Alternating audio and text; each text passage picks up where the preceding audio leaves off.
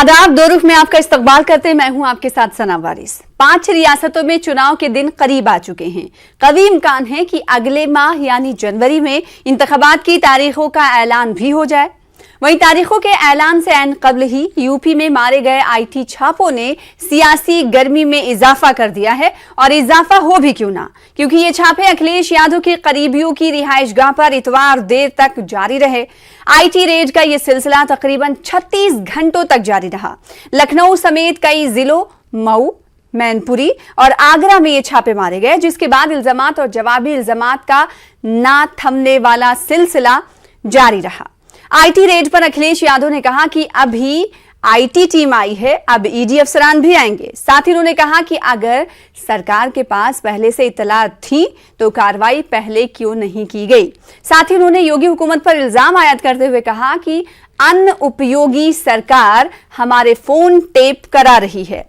बहरहाल IT raid की timing पर सवाल खड़े होना लाजमी भी है। आज इसी मौजू पर जानेंगे दो खास मेहमानों से उनका रुख। प्रोग्राम दो रुख में सबसे पहले दो खास मेहमानों का तारुफ करा दें। मोहम्मद अब्बास साहब, जो कि समाजवादी पार्टी के लीडर हैं, हमारे दरमियान जुड़ रहे हैं।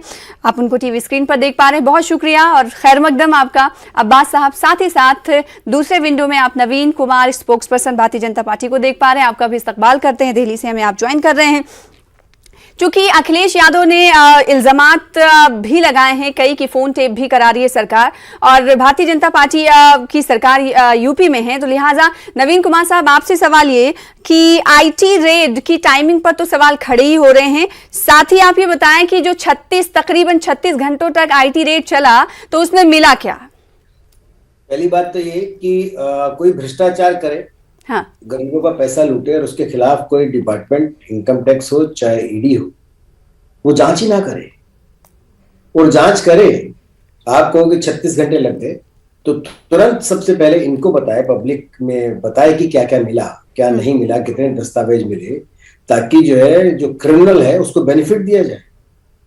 जब आईटी किसी भी घर पे, किसी भी कंपनी पे रेड करती है तो एक सीजर मेमो बनाती है, और सीजर मेमो में जो उसके मालिक हैं, जो उसके ओनर हैं, या जो जिसके घर पर रेड हुई है, उन लोगों के सिग्नेचर होते हैं। तो ये तो बेहतर है कि वो लोग बताएं कि उन्होंने क्या क्या दिया है भी आईटी को और क्या क्या वो देने वाले हैं। गरीबों का पैसा लेकर के, लूट करके कोई राजनीतिक क्षेत्र में लगा करके अपनी महत्वाकांक्षा को पूरा करता हो, या फिर वो उसको लेकर गलत इस्तेमाल करता हो, सरकार के टैक्स की चोरी करता हो, तो उसको कैसे छोड़ा जा सकता है? नहीं, तो अभी क्यों ख्याल आया? सरकार तो आपकी काफी पहले से जैसे जांच इन्वेस्टिगेशन टीम के पास, आप किसी भी डिपार्टमेंट में जब भी कोई इंफॉर्मेशन आती है, उस इंफॉर्मेशन को पुख्ता करके उसकी जांच कर सारे की कोई भी टीम अचानक किसी की भी कंप्लेंट पर जाकर के रेड नहीं डालती है। रेड डालने से पहले उसका 1 महीना, 2 महीना, 6 महीना पूरा करने के बाद फिर उस पर रेड डालती है, और ऐसी इस केस में हुआ है। कभी तो 4.5 साल लग गए, यानी कि अगर मजबूत तौर पर कहा जाए कि जिन लोगों के खिलाफ कार्रवाई हुई है तो उनको उनके इंफॉर्मेशन जुटाने में आईटी टीम को इतना लंबा अरसा लग गया। इसका मतलब आप ये कह रहे हैं कि 4.5 साल पहले समाजवादी पार्टी की सरकार के समय में जो लूटपाट की थी, जिस प्रकार से गरीबों का पैसा लूटा था, मैं कह नहीं रही हूँ, पूछ रही हूँ, इन्हीं लोगों ने दबा करके रखा है। मेरा कहना यह है कि जिस भी तरीके से आया उसकी जांच हुई है ना, जांच आपको इन्वेस्टिगेशन टीम के ऊपर विश्वास होना चाहिए। ठीक है मोहम्मद अब्बास साहब, आप आवाज सुन पा रहे हैं? उम्मीद करते हैं कि नवीन कुमार साहब की बातों को भी आपने सुना होगा। मोहम्मद अब्बास साहब, सीधे तौर पर आप लोगों का इल्जाम ये था टाइमिंग को लेकर भारतीय जनता पार्टी से मैंने सवाल किया, जवाब ये आया कि कंप्लेन ऐसे ही नहीं दर्ज कर ली जाती, उसमें टाइम लगता है। इन्वेस्टिगेशन टीम पहले इन्वेस्टिगेशन करने से पहले खुद तमाम चीजों को देखती है, उसके बाद रेड डालती है, और इसी जिम्न में आईटी रेड को देखना चाहिए। तो समाजवादी पार्टी आखिर क्यों इतना हमलावर नजर आ रही है? क्योंकि उनका कहना है कि ये तो रूटीन कार्रवाई, अगर कोई इस तरह की खबरें या फिर इंफॉर्मेशन उन्हें मिलेंगी कुछ लोगों के खिलाफ तो आईटी रेड तो मारेगी ही। कभी कभी मेरे दिल में ख्याल आता है कि जैसे तुझको बनाया गया है मेरे लिए। प्रदेशों की सरकारों का ये जो दिल में ख्याल लेके घूम रहे हैं, जब इनके मन में ख्याल आया कि महाराष्ट्र की सरकार बनानी है, गिरानी है, तो अजीत पवार के यहाँ रेड कर दी। जब मन में ख्याल आया कि तमिलनाडु में सरकार बनानी है, गिरानी है, तो स्टालिन की रेड कर दी। जब इनको ख्याल आया कि साहब पश्चिम बंगाल में सरकार बने, तो वहां ईडी से लेकर सीबीआई सबकी रेड कर दी। अब ये ख्याल उत्तर प्रदेश का इनके दिलों में घूम रहा है। तो समय तो चुनावों का है। 4-4.5 साल हो गए इन्हें कहते हुए, अरे अगर ऐसी मामला तो पहले ही दिन कार्रवाई करते। आप बार बार कह रहे थे हम ये करेंगे, कुछ नहीं था। चुनाव में जबरदस्ती का डंडा, मतलब गुंडागर्दी, खुली गुंडागर्दी और खुलम खुला डेमोक्रेसी की हत्या है। कॉन्स्टिट्यूशनल इंस्टीट्यूशंस का सरासर दुरुपयोग है। सीबीआई, ईडीआई इनके थाने हैं। ये अपने राजनीतिक दुश्मनों से दुश्मनी निकालने के लिए, राजनीतिक विरोधियों को सताने के लिए, डराने के लिए, धमकाने के लिए, टेरर फैलाने के लिए। ऐसा नहीं कि पहली बार ऐसा हो रहा है। जिस तरह से महाराष्ट्र में की गई, जिस तरह से स्टालिन के खिलाफ की गई। अब्बास साहब, ऐसा नहीं कि ऐसा पहली बार हो रहा है। सारी कार्रवाई फेक है, फर्जी है। हाँ। ऐसा जहां जहां चुनाव होता वहीं क्यों होता है? इनका कोई आदमी इनसे छिटकता है तो उद्योगपति उसके लाते हैं। जो इनके साथ खड़े हैं, 22,000 लोगों के ईडी की रेड होनी है, चुन चुन के चुनाव वालों में ही क्यों हो रही है? ठीक है, चुनाव के सवाल आपसे भारतीय जनता पार्टी से समाजवादी पार्टी का ये क्यों करते हैं ये? नवीन कुमार साहब, आपने आज सुना मोहम्मद अब्बास साहब को, उन्होंने कहा कि आईटी रेड तो हर जगह करती है, लेकिन चुनाव वाली रियासतों में ही क्यों करती है? मतलब ये कहना चाहते हैं कि जहां चुनाव है वहां पर इनकम टैक्स डिपार्टमेंट को, ईडी को किसी प्रकार से कोई भी जांच, कोई रेड नहीं करनी चाहिए, ये कहना चाहती है समाजवादी पार्टी। मैं ये कह रहा हूं कि इसका मतलब इन्होंने ये मान लिया कि जिसके यहाँ पर रेड हुई है उसके यहाँ पर जो लूट का, लोगों को, गरीबों का पैसा लूटा गया, जो मिला है वो समाजवादी पार्टी का है, यही कहना चाहते हैं। इसीलिए इनको दर्द है। समाजवादी पार्टी इसी प्रकार से गरीबों का पैसा लूटती है। हजारों करोड़ों रुपया आपने गरीबों को लूटा, लोगों को टेंडर देने के नाम पर ना जाने कहां से देश के, राज्य का पैसा लूट करके अपने लोगों को देते हो। आप रेट पड़ी तो आप बिलबिला रहे हो, तिल मिला रहे हो, वो भी इसलिए क्योंकि आपको पता चल गया कि वो आपका पैसा है। अरे भाई, आपका पैसा हो या किसी का, वो गरीबों का पैसा है। वो उत्तर प्रदेश के गन्ना किसानों का पैसा है। उत्तर प्रदेश में बन रही सड़कों को बना रहे मजदूरों के मजदूरी का पैसा है। आप वो पैसा नहीं खा सकते। जब रेड हुई है तो उसका जवाब देना पड़ेगा। और रेड होते ही समाजवादी पार्टी के सारे नेता इंक्लूडिंग अखिलेश यादव सब बिलबिला तिलमिला करके कह रहे हैं कि हमारे ऊपर रेड डाल दी। आपके ऊपर तो रेड डाली नहीं। इसका मतलब आप गलत लोगों के नाम से, आप डमी लोगों को खड़ा करके सरकार का, लोगों का, राज्य के लोगों का करोड़ों रुपया आप खाते हो, वो आप एक्सपोज हो चुके हो। यही कारण है कि पूरे तिलमिला रहे हैं। इन्होंने एक बार नहीं कहा कि जांच होने दीजिए। इन्होंने एक बार नहीं कहा कि अगर गलत है तो हम कोर्ट जाएंगे। इन्होंने एक बार नहीं कहा कि अगर इसके यहाँ से कोई इतना पैसा मिला है, ये इतना रेट में इन्होंने इनकम टैक्स की इतनी चोरी की है तो हम जिम्मेदार हैं। ये नहीं कह रहे हैं। उसका 78% 2600 करोड़ भारतीय जनता पार्टी के पास जाता है। 78% भाजपा को लोग देते हैं। एक करके अपनी बात रखिए। एक सेकंड, पॉलिटिकल पार्टी को कोई फंडिंग ना कर पे, ईडी सीबीआई की रेड कर। अरे सुनो, क्यों चिल्ला रहे हो भाई? ये गुंडागर्दी है, खुली तानाशाही है। आपकी 78% टोटल फंडिंग का 78% उन लोगों से पूरे भारत की पार्टी एक तरफा नाच कर रखा है। कोई और राजनीतिक दलों को चंदा ना देके उसके फंड में इस्तेमाल करते हो। आप देश के दुश्मनों का पैसा चुनावों में इस्तेमाल करते हो।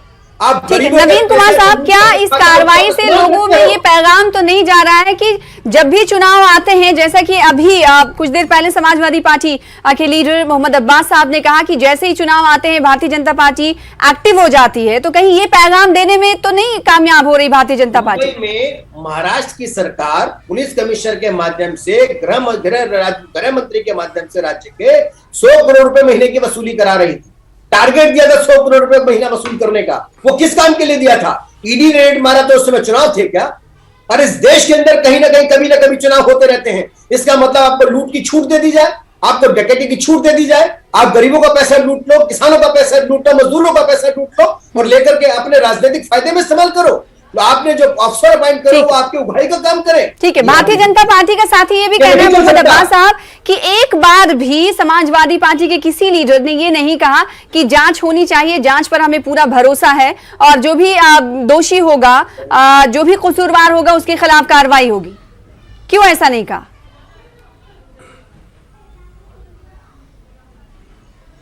देखिए, ये सरासर झूठ बोल रहे हैं, ये मक्कारी पे उतरे हुए हैं।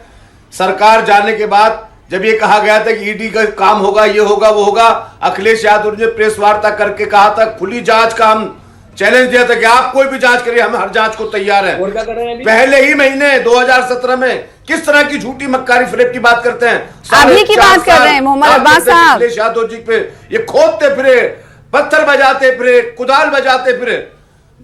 जी मैं वही बता रहा हूं, तमाम जांचें की, रिवर फ्रंट की जांचें करी, एक्सप्रेसवे की जांचें करी, मेट्रो की जांचें करी, हर काम की जांच करी, हर जगह से इन्होंने निकाली, कुछ इनके हाथ कुछ नहीं आया, 4.5 साल कुछ नहीं आया। हवा चल गई है, सर्वे आ गए हैं, पता लग गया है कि भारतीय जनता पार्टी को कोई सीट मिलने नहीं जा रही, बहुत बुरा हाल होने जा रहा।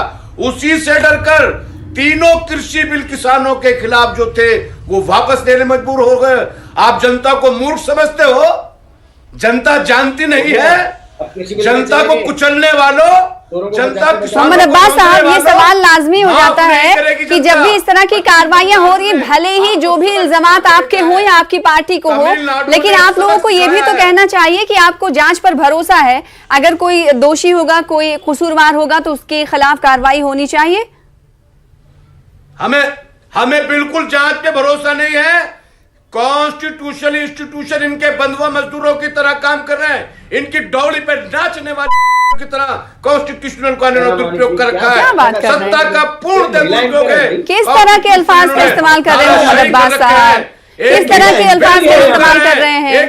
किस तरह के अल्फाज का इस्तेमाल कर रहे हैं? Please head of the post बताइए, समाजवादी पार्टी का हेड ऑफ द पोस्ट, बिल्कुल head of the post Gujarati CBI. आप किस तरह के लफ्जों का इस्तेमाल कर रहे हैं? बतौर महिला मैं ये आपको कहने दूंगी अपने चैनल पर।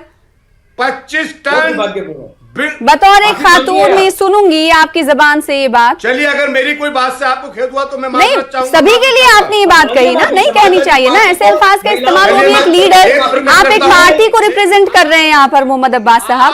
जो बात आपको कहनी है कहिए, कॉन्स्टिट्यूशनल संस्थाओं, लेकिन उसमें औरतों को क्यों घसीट रहे हैं आप? कॉन्स्टिट्यूशनल संस्थाओं का दुरुपयोग, कॉन्स्टिट्यूशनल संस्थाओं का दुरुपयोग जितना भारतीय जनता पार्टी ने अपने शासनकाल में किया है, कभी ऐसी मिसाल नहीं मिलती। टोटल धाराशाही कर दी, तमाम कॉन्स्टिट्यूशनल संस्थाओं पर गुजरातियों को लाके बैठा दिया गया है। उत्तर प्रदेश का चुनाव है तो तीनों चुनाव आयोग उत्तर प्रदेश से ऑब्लाइज करके बना दिए गए हैं। ये टोटल का टोटल चुनाव जीतने के लिए जनता तो इन्हें नकार रही है, धिक्कार रही है, भगा रही है। अब्बास साहब, आपने जो बातें कुछ देर पहले कही, मुझे नहीं लगता है कि उसे हम लोग दिखा पाएंगे, बीप ही लगाना होगा। खैर, आगे बढ़ते उम्मीद करते हैं कि इस तरह के अल्फाज आप कभी भी इस्तेमाल नहीं करेंगे, कोई भी लीडर नहीं करेगा। नवीन साहब, समाजवादी पार्टी का सीधे तौर पर ये कहना है कि सर्वे और लहर वेव इन तमाम चीजों से अंदाजा हो गया भारतीय जनता पार्टी को कि उनकी दाल इस बार गलने वाली नहीं है, लिहाजा आप लोग ये रास्ता इख्तियार कर रहे हैं ताकि लोगों में ये मैसेज जाए। समाजवादी पार्टी का ये कहना है कि समाजवादी पार्टी में ऐसे लोग हैं जो टैक्स पेयर का पैसा खा रहे हैं, चोरी कर रहे हैं और ईडी और आईटी का इस्तेमाल कर रहे हैं।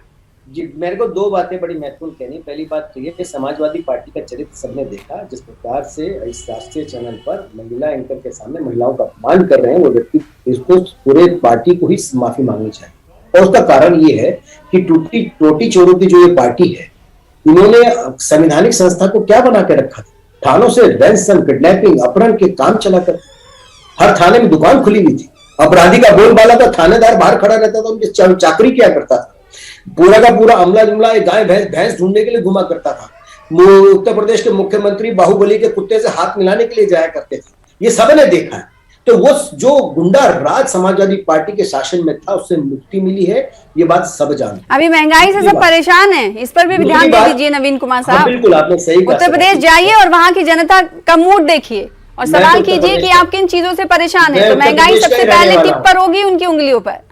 मैं उत्तर प्रदेश का रहने वाला हूँ। उत्तर प्रदेश के लोग बहुत खुश हैं, जहाँ पे पहले घर पहुंचने के लिए गरीब को, अपने मजदूर को या परिवार मध्यम वर्ग के आदमी को 18 से 20 घंटे लगते थे। सिर्फ महंगाई नहीं, बेरोजगारी, किसानों उत्तर प्रदेश के लोगों इस बात के लिए खुश हैं। भारतीय जनता पार्टी की अगर घर से निकलते तो शाम को गंगा में लाशें, ये थोड़ी है, अपहरण नहीं कर सकता। महंगे गैस सिलेंडर से खुश हैं नवीन कुमार साहब। आप यूपी के रहने वाले होंगे हैं तो आप दिल पर हाथ रख के कहिए कि यूपी की जनता महंगे गैस सिलेंडर से खुश है। महंगे तेल से खुश है, महंगे दालों से खुश है।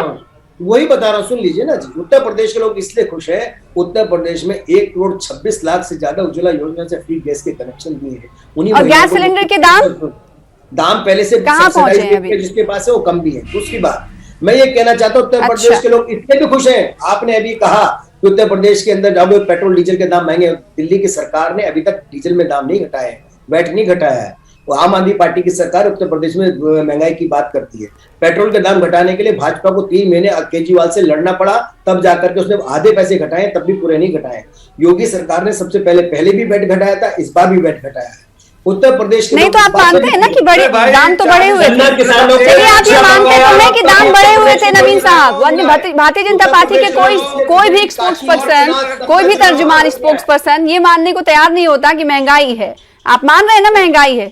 मैं आपको बता तो रहा हूँ, गरीब आदमी के खाने का काम सस्ता, बस की व्यवस्था अच्छी, बसें खत्म हो गई। अच्छा, हर चीज महंगी नहीं है, तेल महंगी नहीं है, दाल महंगी नहीं है, मस्टर्ड ऑयल, सरसों का तेल महंगा नहीं है, गैस सिलेंडर महंगा नहीं है, किराया नहीं बढ़े हुए हैं। और जब ट्रांसपोर्टेशन महंगा है तो उसका इफेक्ट किस किस चीजों पर आता है, ये हम सबको पता है। उत्तर प्रदेश में 16,000 गांव छोटे बड़े ऐसे जिसके अंदर बिजली नहीं पहुंची थी, योगी शासन में मोदी जी के आशीर्वाद से पहुंच गई। आज तक अखिलेश यादव की सरकार में नहीं पहुंच पाई। क्या बात कर रहे हैं आप? 4 घंटे बिजली आया करती थी, अब 4 घंटे बिजली जाती नहीं है। केवल 3-4 जिलों में बिजली आया करती थी, अब सब पूरे जिलों में, पूरे उत्तर प्रदेश में। कितने घंटे रहती है बिजली? उत्तर प्रदेश के लोग इस बात से खुश हैं जी। कितने घंटे रहती है यूपी के तमाम जिलों में बिजली? 4-5 घंटे मुश्किल से जाती, कई जगह। ठीक है, मेरठ में रहते हैं मोहम्मद अब्बास साहब, शायद अगर मैं गलत नहीं हुई, मेरठ में आप शायद आपका कयाम है, मेरठ से आपका ताल्लुक है मोहम्मद अब्बास साहब। आपके यहाँ यह संभल है शायद, अगर मैं गलत नहीं हूँ। मोहम्मद अब्बास साहब, आपके जिले में कितने घंटे बिजली रहती है, जरा बताइए लोगों को। मैं तो खुद मेरठ का रहने वाला हूँ। मेरठ, एक सेकंड, हाँ मेरठ, चलिए दोनों लोग हैं ना, पक्ष और विपक्ष दोनों मेरठ के हैं। बिजली में जो मूल सुधार हुआ था वो अखिलेश यादव जी ने 1000 सब स्टेशन बनाए। कितने घंटे बिजली रहती है भाई, ये तो बता दीजिए। इन्होंने बताया 1 रुपए का भी काम डेवलपमेंट अखिलेश यादव के समय में 8-10 घंटे से ज्यादा बिजली नहीं आती। अच्छा, 8-10 घंटे से ज्यादा बिजली नहीं रहती है। नवीन कुमार साहब, यादव ने सोचा था बहुत 8 से 10 घंटे बिजली रहती है मेरठ में। नहीं, किसान गाँव में नहीं आ रही। सपना था, ये सब इनके सपने थे जी, वो सपने। सही बताइएगा। आपके सवाल पर एक बार फिर से सवाल मैं नवीन कुमार साहब से कर रही हूँ, आपके जवाब पर। अब्बास साहब, नहीं है भाई जवाब। आप सना जी कहाँ बेकार समय फुटेज खत्म कर रहे हैं। मेरी बात सुनिए ना, उत्तर प्रदेश के अंदर बिजली की व्यवस्था पहले बहुत बेहतर, सड़कें बेहतर हुई हैं। उत्तर प्रदेश के अंदर ट्रांसपोर्टेशन बेहतर हुआ है, उत्तर प्रदेश के अंदर स्कूल बेहतर हुए हैं। समाजवादी पार्टी के दौर में भी सड़कें बनी। समाजवादी पार्टी तो ये कहती रही है नवीन कुमार साहब, हमें और आपको सब हमेशा सुनने को मिलता है कि उन्होंने जो रोड बनाए थे उसका उद्घाटन कर भारतीय जनता पार्टी अपने नाम लिख ले रही है।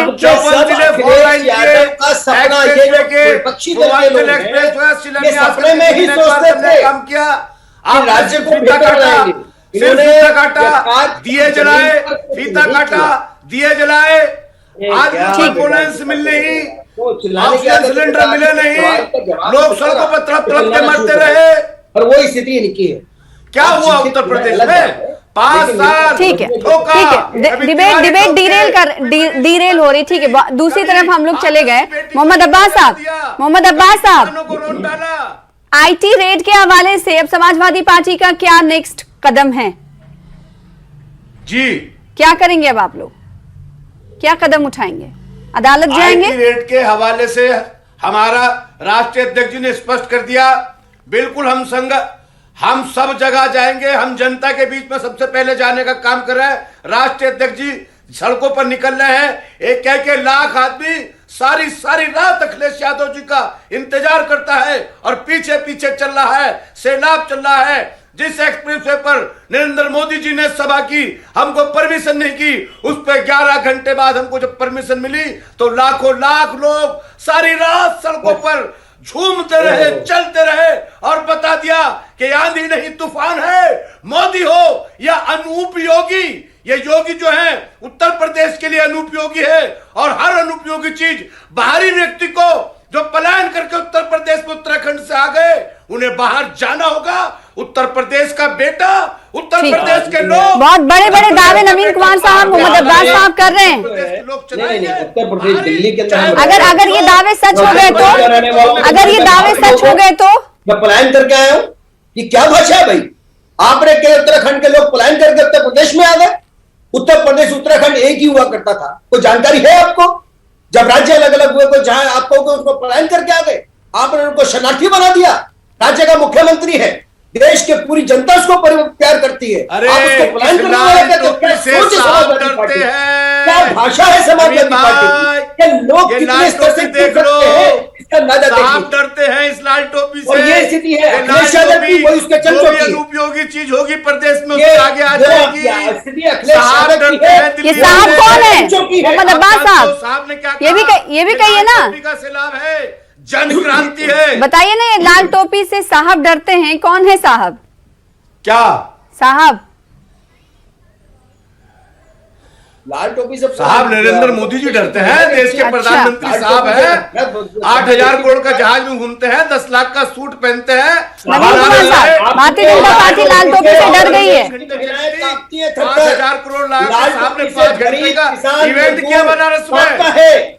वो लोग डरते हैं क्योंकि लाल टोपी गुंडों का एक पहचान है, जो समाजवादी पार्टी के लोग हैं। ये मैं नहीं कह रहा, अजीत सिंह कहा करते थे लाल टोपी में कोई समझ लीजिए गुंडा आ गया, ये मैं नहीं कह रहा हूं, कांग्रेस के लोग कहा करते थे। अब तो उत्तर प्रदेश की जनता कह रही है और हम भी कह रहे हैं कि लाल टोपी में अगर कोई आएगा तो समझ लीजिए फिर दोबारा से वही गुंडा राज आ रहा है। सब लोग उनसे मुक्ति चाहते हैं, सब लोग इनसे श्रद्धांजलि चाहते हैं। लाल टोपी यानी गुंडा राज, भारतीय जनता पार्टी तो ये कह रही है। भाई लाल टोपी तो क्रांति का प्रतीक है, और टोटी चोर की पार्टी के साथ कोई क्रांति होगी। किसानों के रौंदने वालों के खिलाफ जनरल डायर को लाल टोपी वालों ने नहीं छोड़ा, तो किसानों को रौंदने वालों को हम पलायन करताओं को वापस कर देंगे। हम साहब को गुजरात में गुजरात भेज देंगे, लेकिन उत्तर प्रदेश पे उत्तर प्रदेश का बेटा राज करेगा। 2022 में अखिलेश यादव जी पूर्ण बहुमत से। समाजवादी पार्टी की इन बातों को सुनकर ऐसा ही लग रहा है बाहरी और घर का, जैसा कि मगरबी बंगाल में हमें सुनने को मिला था कि ये बाहरी है, बंगाली नहीं है। ऐसे ही समाजवादी पार्टी, भारतीय जनता पार्टी के अहम लीडर और यूपी के वजीर आला योगी आदित्यनाथ को बाहरी करार दे रही है। अब देखना ही होगा कि बाहरी और अंदरून की ये लड़ाई किस हद तक जारी रहेगी और इस बार यूपी की सत्ता पर, यूपी के इक़्तिदार पर कौन दिखता है और उससे कौन उस कुर्सी पर कौन बैठता है। बेहद शुक्रिया अदा करना चाहेंगे आप दोनों खास मेहमानों का प्रोग्राम दो रुख में शामिल होने के लिए, अपना अपना मौक़िफ़ रखने के लिए। फिलहाल इसी के साथ मुझे दीजिए इजाजत, फिर होगी कल मुलाकात बड़े मुद्दे के साथ। तब तक के लिए आदाब, देखते रहिए न्यूज़ 18 उर्दू।